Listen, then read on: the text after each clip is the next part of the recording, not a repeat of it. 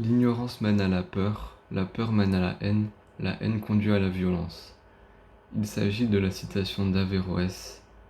Cette citation nous montre le chemin pour arriver aux violences dans notre société et dans le monde. Ce chemin est encore utilisé actuellement, y compris en France. Averroès nous montre que l'ignorance est à l'origine de beaucoup de violences, de malheurs, de beaucoup d'imperfections. Il s'agit donc d'une source de problèmes.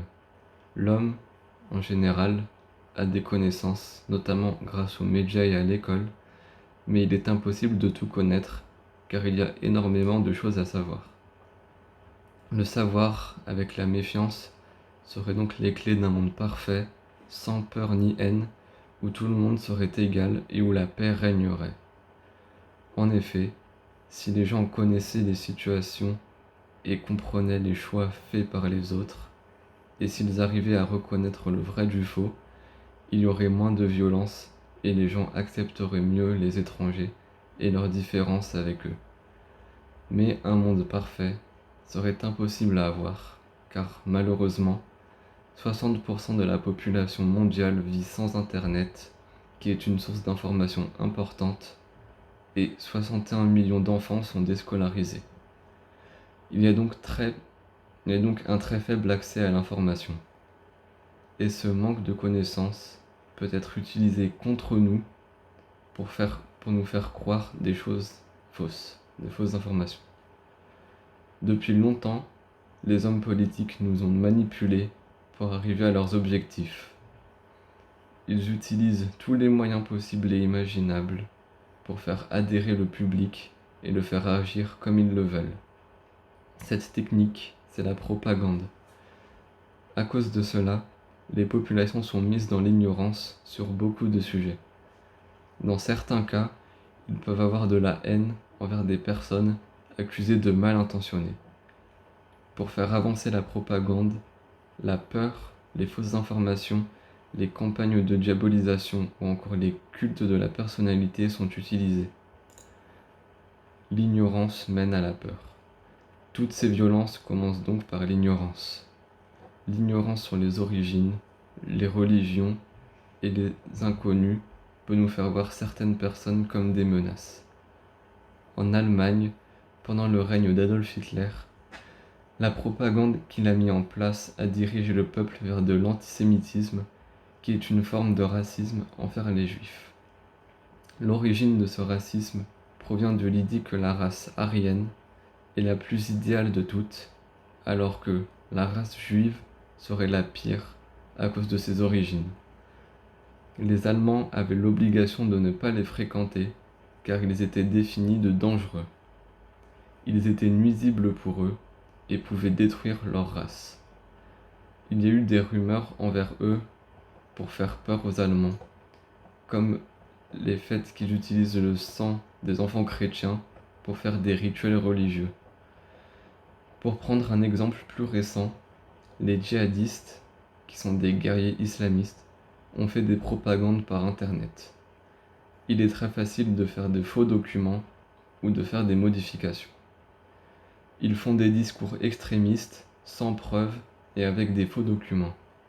Les djihadistes affirment que les autres sont dangereux pour le monde car ils n'ont pas la même religion et pourraient les contaminer. La peur mène à la haine. Cette haine, les Allemands l'ont éprouvée envers les Juifs qu'ils ont rejetés.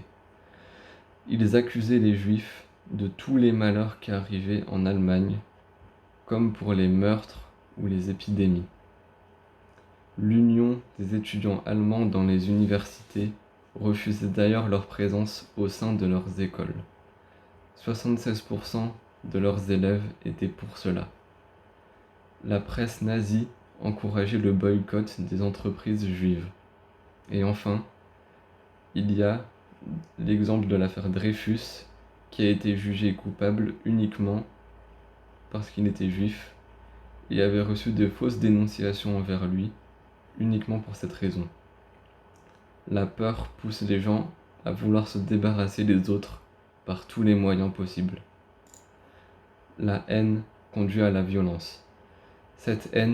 La haine est un sentiment qui pousse à agir mal parfois de façon exagérée. En Allemagne, l'antisémitisme a mené à de nombreuses violences. Pour commencer, les membres de l'organisation SA ont brisé les vitrines des magasins tenus par leurs ennemis, ont posé des bombes et ont brûlé des synagogues. Ils les menaçaient et les humiliaient dans la rue. Enfin, ils enlevaient des marchands qu'ils battaient et même entraient par effraction chez eux pour les battre. Dans le cas du djihadisme, ces personnes ont fait plusieurs attentats dans le monde.